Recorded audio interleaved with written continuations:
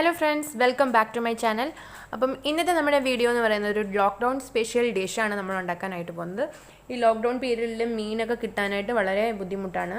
അപ്പം മീനൊക്കെ കൂട്ടി ചോറുണ്ട് ശീലിച്ചവർക്ക് മീനില്ലെങ്കിൽ അവർക്ക് പെട്ടെന്ന് തയ്യാറാക്കാൻ പറ്റുന്ന ഒരു അടിപൊളി ഡിഷാണ് ഇന്ന് നമ്മൾ ചെയ്യാനായിട്ട് പോകുന്നത്. അപ്പോൾ അതിന് വേണ്ടി ഇൻഗ്രീഡിയൻസ് എന്തൊക്കെയാണെന്ന് നോക്കാം. അപ്പം അതിന് വേണ്ടി ആദ്യം തന്നെ നമുക്ക് ഇതിനകത്ത് മെയിനായിട്ടുള്ള ഇൻഗ്രീഡിയൻറ്റ് വെണ്ടയ്ക്കയാണ്. അത് 1 ഇഞ്ച് വലുപ്പത്തിൽ ഇതുപോലെ കട്ട് ചെയ്ത് എടുക്കണം. പിന്നെ തക്കാളി വേണം, ചെറിയ ഉള്ളി, അത് ചെറിയ ഉള്ളി നീളത്തിൽ അരിഞ്ഞാണ് എടുത്തേക്കുന്നത്. പിന്നെ ഇഞ്ചി വെളുത്തുള്ളി എടുത്തിട്ടുണ്ട്, അതും അതുപോലെ ചെറുതായിട്ട് നീളത്തിൽ അരിഞ്ഞ് എടുത്തിട്ടുണ്ട്. പിന്നെ ഞാനിവിടെ തേങ്ങ എടുത്തിട്ടുണ്ട്. തേങ്ങ നമുക്കത് പിഴിഞ്ഞ് അതിൻ്റെ പാലെടുക്കണം. പിന്നെ കറിവേപ്പില എടുത്തിട്ടുണ്ട്. തേങ്ങ നമുക്ക് 1-ാം പാലും 2-ാം പാലും എടുക്കണം.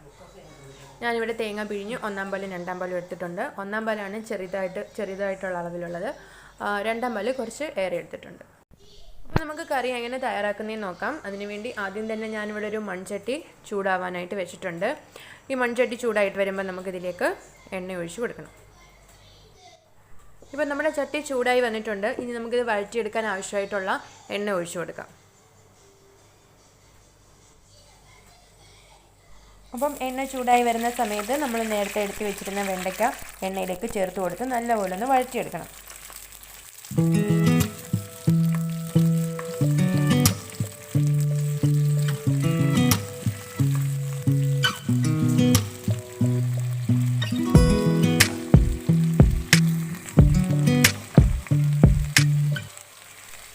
അപ്പം ഇതിലേക്ക് നമുക്കിനി തക്കാളിയും കൂടെ ചേർത്ത് കൊടുക്കാം. ഒരു വലിയ തക്കാളിയാണ് ഞാൻ എടുത്തത്. ചെറുതാണെങ്കിൽ 2 എണ്ണം വേണമെങ്കിലും ചേർക്കാം. ഇതിലേക്ക് നമുക്ക് വെളുത്തുള്ളി ഇഞ്ചി അരിഞ്ഞത് ചേർത്ത് കൊടുക്കാം.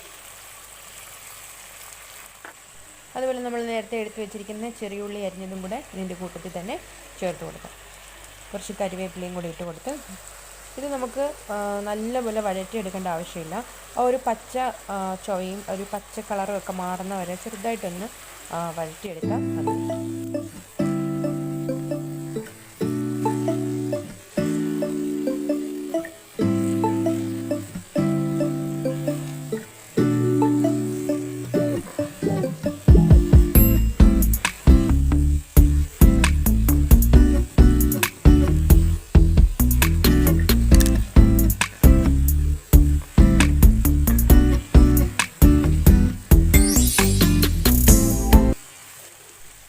അപ്പം ഏകദേശം ഈ ഒരു പരുവമാകുമ്പോൾ നമുക്കിതിലേക്ക് ആവശ്യമായിട്ടുള്ള മസാലക്കൂട്ടുകൾ ചേർത്ത് കൊടുക്കാം. ആദ്യം തന്നെ ഞാനൊരു 1.5 സ്പൂൺ മുളക് പൊടിയാണ് ഇതിലേക്ക് ചേർത്ത് കൊടുത്തത്.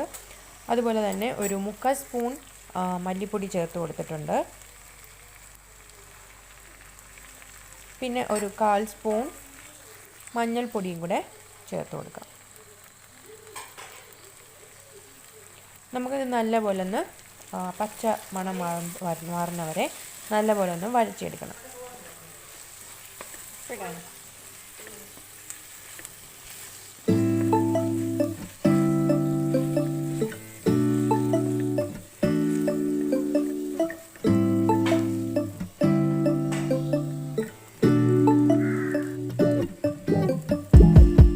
അപ്പോൾ ഇതിൻ്റെ ഒരു പച്ച മണം മാറി വരുന്ന സമയത്ത് നമുക്കിതിലേക്ക് എടുത്തു വെച്ചിരിക്കുന്ന തേങ്ങയുടെ 2-ാം പാലാണ് ചേർത്ത് കൊടുക്കുന്നത്. 2-ാം പാൽ ചേർത്ത് കൊടുത്ത ശേഷം നല്ലപോലെ ഒന്ന് തിളച്ച് വരണം.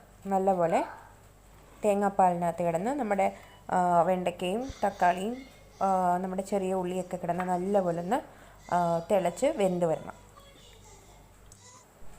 അപ്പോൾ ഇപ്പോൾ നമ്മുടെ തേങ്ങാപ്പാലൊക്കെ നല്ലപോലെ ഒന്ന് തിളച്ച് വന്നിട്ടുണ്ട്. ഒരു 5 മിനിറ്റോളം വെണ്ടയ്ക്കയും നമ്മുടെ തക്കാളിയും ചെറിയ ഉള്ളിയൊക്കെ തേങ്ങാപ്പാലിൽ കിടന്ന് നല്ലപോലെ ഒന്ന് വെന്ത് വന്നിട്ടുണ്ട്. അപ്പം ഈ സമയത്ത് നമുക്ക് 1-ാം പാലും കൂടെ ചേർത്ത് കൊടുക്കാം. 1-ാം പാല് ചേർത്ത് കൊടുത്ത ശേഷം നമ്മുടെ കറി തിളയ്ക്കാൻ പാടില്ല.